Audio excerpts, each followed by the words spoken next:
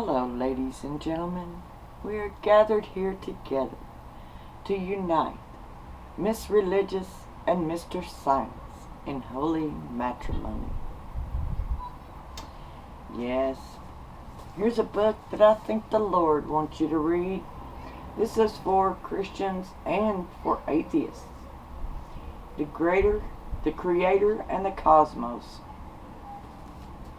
by Hugh, PH.D. He's a very smart scientist and has lots of good info in here about all these things of science and our world. And he's a believer, and he also works with atheists and all the rest of the kinds that there are, partly whatever. And it's one of the biggest things about this book that really grabbed me was the fact that our world is in a balance. For example, if we were 2 inches closer to the sun, we'd be burnt to ashes. And if we were 2 inches farther away from the sun, the whole earth would be frozen. So really, Christians need to learn this, and I know they're pregnant with Mr. Science's kid, because actually they're getting more science than they're willing to admit. And there was a little bit in here that I thought rather pointed. Religions that view the Bible through the limited dimensionality of the universe inevitably deny portions of God's transcendence. Judaism accepts almost all the teachings of the Old Testament, but rejects the New Testament. Islam and Mormonism accept both the Old Testament and the New Testament, but add other holy books to supersede them. The Jehovah's Witnesses accept the Old and New Testaments, but choose to change several hundred words in both. Other cults, such as Christian Science, Unity, and Religious Science, simply ignore unpleasant passages in the Old and New Testaments. Oh yes, I noticed that not too long ago. The common denominator in all the alternatives to Christianity is a denial, at least in part, of God's transcendence and extra-dimensional attributes. For example, the triunity of God is taught only in the Christian faith. Suffice it to say, Brubridge conclusion stands. General relativity and the Big Bang lead only to one possible conclusion: a creator matching the description of Jesus Christ. He is our creator God. And on the back it says about it, traditionally the church has answered such questions with scripture, while science has contributed theories and formulas of its own. And to add to that, myself, I have been noticing, especially lately, that all these different translations and different kinds of Bible can make one scripture just look totally different and mean something else that you wouldn't catch from the original translation.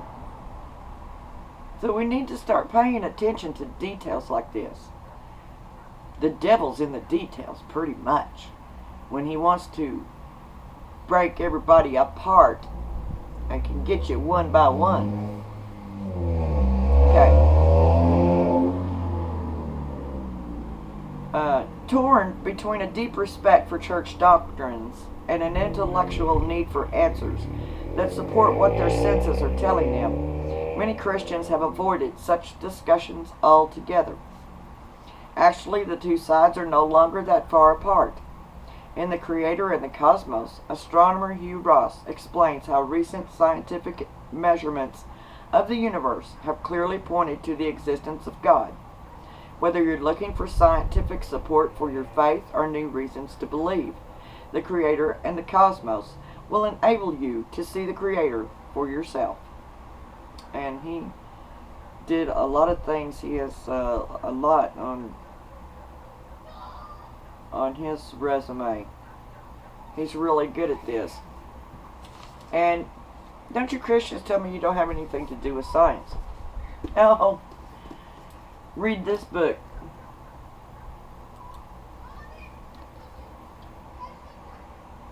Radiation and Modern Life by Alan E. Walter.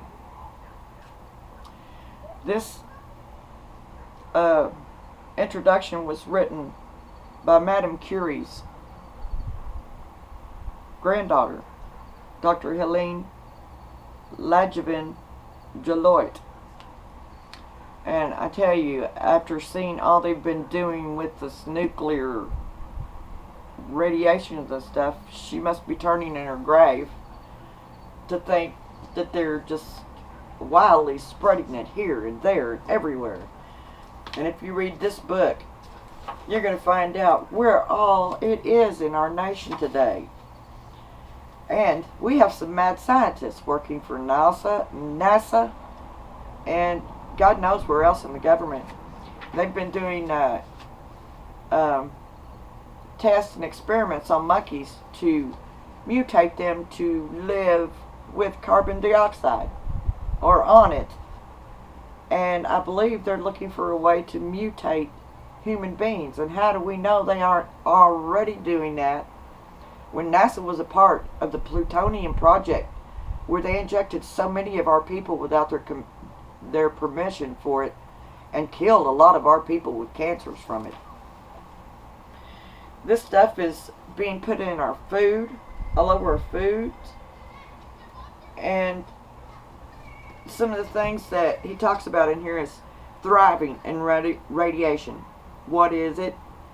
How do we measure ionizing radiation? Where does radiation come from? The harmful is ionizing radiation.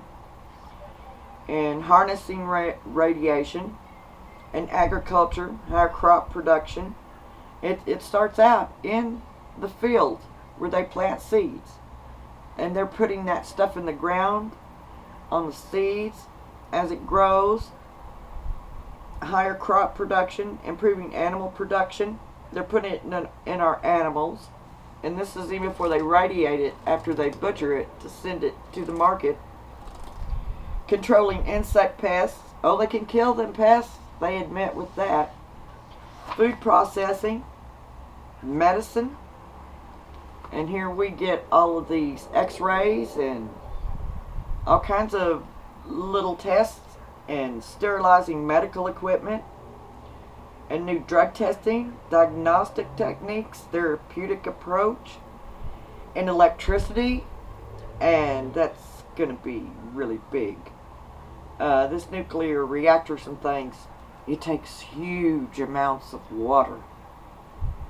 Where are we going to get any drinking water if they do all that? But then he says they know how to clean it and recycle the toxic waste that the reactor spews out.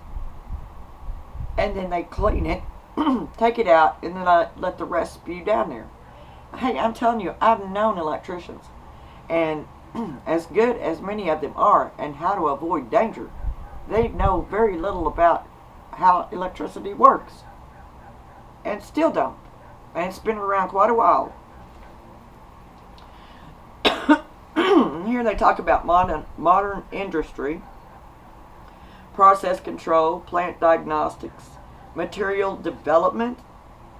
Everything we buy is being radiated by this toxic nuclear radiation. They say it's not toxic, but hey, they're not going to admit that if they find it is. And maybe they're just using it to mutate us. God knows what we'd look like if we ever got mutated, but they're trying to call it evolution, and it's not evolution, it's mutation. Space exploration, radiostope, however you say it, heater units, electricity sources, and it seems they send a lot of nuclear reactors out there from Russia, but United States, they said, only sent one so far. Okay, maybe them are the matches to set this world on fire. If one falls down, or they all fall down in different places, and a lot of them hit nuclear reactors. Terrorism, crime, public safety, arts and sciences, environmental protection, modern economy. A day with the atom, a glimpse into the future. There's so many things that has it here in our world. Now I'm not surprised that it was that hot this summer around in these places in America, because it ended up being around a lot of these nuclear reactors, and they didn't tell us they was putting them in because they knew we'd have a fit more than likely. And I'll read you the flap on it. At a time when our dependency on foreign oil makes us vulnerable, and when we know our fossil fuel resources will soon be used up, we need to learn about radiation more than ever. What is radiation? How does it benefit us in our daily lives? Just how harmful is it? As we celebrate the 100th anniversary of Madame Curie's first Nobel Prize, awarded to her and her husband Pierre for their monumental discovery of radioactivity, it is an ideal time to reflect on the countless ways that their astounding work has so marvelously enriched our daily lives. Despite public fears of the potentially harmful effects of radiation from nuclear waste, we rely on its beneficial uses every day for preserving fresh food, fighting terrorism, stopping crime, detecting and treating cancer, developing an efficient fuel for space travel, and other life-enhancing applications. Which I thought sounded ironic if we get enough nuclear waste in our daily lives on everything we touch, and it gives us cancer, and then we got to go in and get some nuclear rays shot into us to fight cancer? Huh? In this delightfully accessible overview of radiation's many great benefits and as yet untapped potential, Dr. Alan E. Walter, past president of the American Nuclear Society, explains how this important energy source has been harnessed to serve a plethora of humanitarian functions through the artful use of vivid anecdotes that give vibrancy to technical explanations. Walter provides numerous examples of radiation's many uses in agriculture, medicine, electricity generation, modern industry, transportation, public safety, environmental protection, space exploration, and even archaeology and the arts. Estimating the total financial contribution of all these varied uses, Walter comes to the startling revelation that radiation technology now contributes more than $420 billion to the U.S. economy and provides over 4.4 million jobs. In the future, Dr. Walter foresees continuous improvement in many areas of science, industry, and medicine through tapping the incredible potential of Marie Curie's initial insights. With a compelling introduction by Marie Curie's granddaughter, nuclear physicist Dr. Helene Legevin-Joliot, who reveals a host of interesting and hitherto unknown stories about her famous family, winners of 5 Nobel Prizes. This unique, popular science book exposes many unfounded fears and provides a wealth of valuable information and insights. Now, do we want to stay married to science, or do we need to divorce him and clean up the dirty acts that's going on? This is deadly poison. And the one thing that I'm curious about is, I know he's for this. So I have seen a lot of people talk about things to extremes because they want it. And like he said, it makes money. But you better find out just what your future may look like. You can get a glimmer of an idea. And you Christians and you atheists may need to work together to get it all cleaned up. So, let's hope it's a beautiful life. And I've left some details on my description down here. Yeah, there it is. And Y'all have a great night or day, whatever time you're watching. Have a good one. Happy future.